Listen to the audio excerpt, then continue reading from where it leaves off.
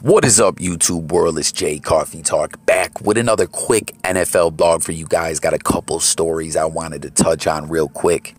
Now, I was just speaking. I did a video earlier about my Buffalo Bills ending the season on a high note, pummeling the Dolphins with essentially our backups for majority of the game.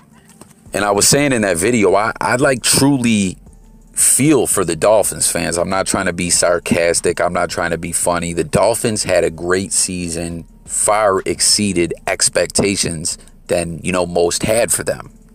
Many people, myself included, we didn't exactly know how this game was going to go. As like I just stated, we basically played our bench, second and third stringers, majority of the game. And the Dolphins, being that they had this great season and being that they had an outstanding defense, a lot of people thought this game would go down much different. But I feel for you guys. Like I said, I'm a Bills fan. I remember back in 2004, our season ended kind of in a similar way against, in a Week 17 matchup against Pittsburgh Steelers bench, basically, Willie Parker and their backups. They were resting their starters, and all we needed to win that game was win that game, and we did not do it. Now, Miami actually came into this game, into Week 17, as the number one wild card, the sixth seed in the fifth seed in the AFC. And Tua and the coach are talking about this bitter taste that it's left in their mouth. The way to go out like this, it's just crushing, Because aside from losing against the Bills, there were still three other scenarios that would have actually got Miami in the playoffs. I'm stuttering a little bit, y'all, excuse me. But they would have got in with a win against the Bills, which did not happen. So they also needed a Baltimore loss, a Cleveland loss, or an Indianapolis loss. And all three of those teams happened to win. So, four different scenarios in the fifth seed leading into Week 17, and things go just completely the other way for the Dolphins. But listen, I want to know what everyone thinks, because I've been talking about this all season. I really felt like Fitz should have continued to be the starter. I'm not saying Tua was horrible, but he's a rookie. He's just getting acclimated to the NFL. And Fitz was having a hell of a season, I thought. We know who Fitz is. We know Fitz's identity as a quarterback. But last week, Fitz came in off the bench, out of the bullpen as the relief pitcher, as Coach Brian Flores put it. And, then we know this week, Fitz ended up on that VIRUS list, and he couldn't play. So had Fitz been able, to be on the roster, do you guys think they would have went to Fitz? Do you guys think Fitz would have made a difference? I mean, Tua put up some numbers, but in my opinion, those numbers are kind of deceiving, right? He was 35 of 58, which is not really a good completion percentage. And 61 yards, a touchdown, and 3 interceptions. And an interesting stat, leading into this season, into this week 17, even though, in my opinion, Tua kind of was underwhelming, I guess we'll say. There was games that the defense had to bail him out, or Fitz had to come off the bench and bail him out. One really strong point to his game is that he had only thrown 2 interceptions going into Week 17. And, he might not have been super impressive out there, but he hadn't really thrown picks, which is huge. And in this game, he threw 3 interceptions. Now, listen to what the coach and Tua had to say about this. Flores said, "We didn't play well as a team. We didn't coach well. We didn't play well. So I'm not going to sit here and put it on one player. It's a team effort. We got to block them better. We got to catch the football. We got to tackle better. We got to do a better job in the kicking game." There's a lot of things here, and that also includes Tua. He's got to play better as well, but everyone's part of it. Look, he played well over the course of the season, and we as a team have played well, but we didn't have it today. And I mean, like I said, Tua, for a rookie season, he did all right, but he couldn't go out there and beat, the Bills' backups, essentially. And, a lot of this, in my opinion, just comes down to what a great football team my Buffalo Bills are. We had a Week 2 matchup against the Dolphins when Fitz played, and it was a shootout. It really was. It was a great game. I believe we won by 3. But, over the course of the second half of this regular season, the Bills have just progressed and been on fire.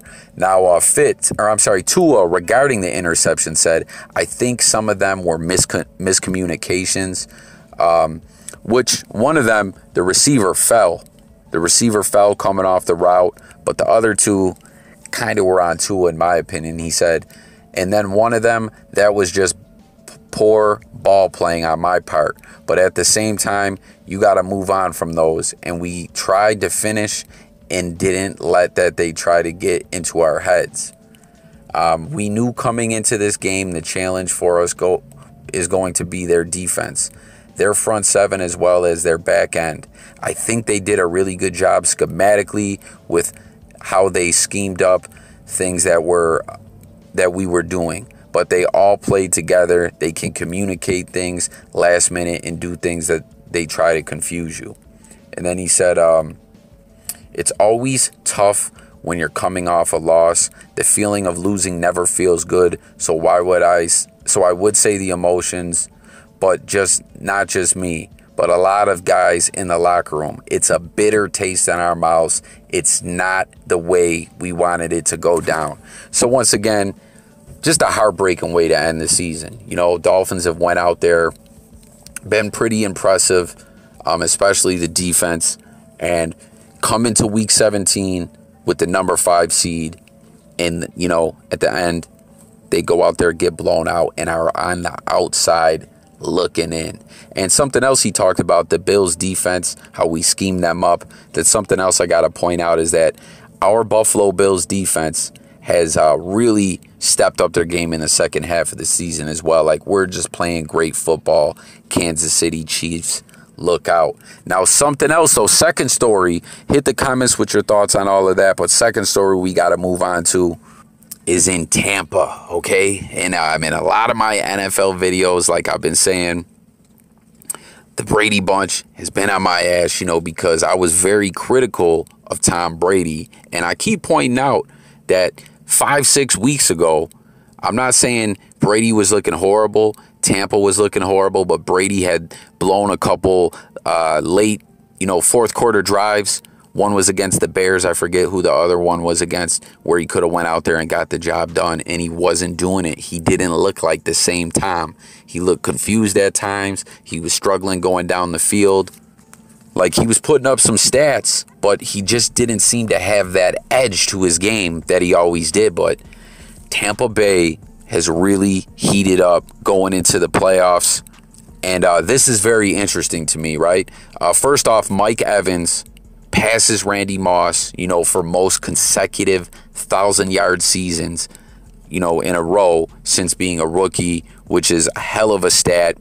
And, Arians had already spoke out last week when they trounced the Lions and went on to say, we're going to be looking to get Mike the ball. He only has like 40 yards left.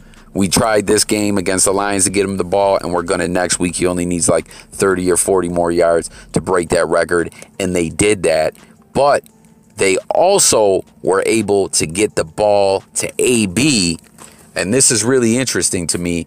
AB came into the game. He needed 11 more receptions to hit 45 receptions on the season, because AB came in the later stage of the season, right? Tom said, we got to get it. We need help at receiver.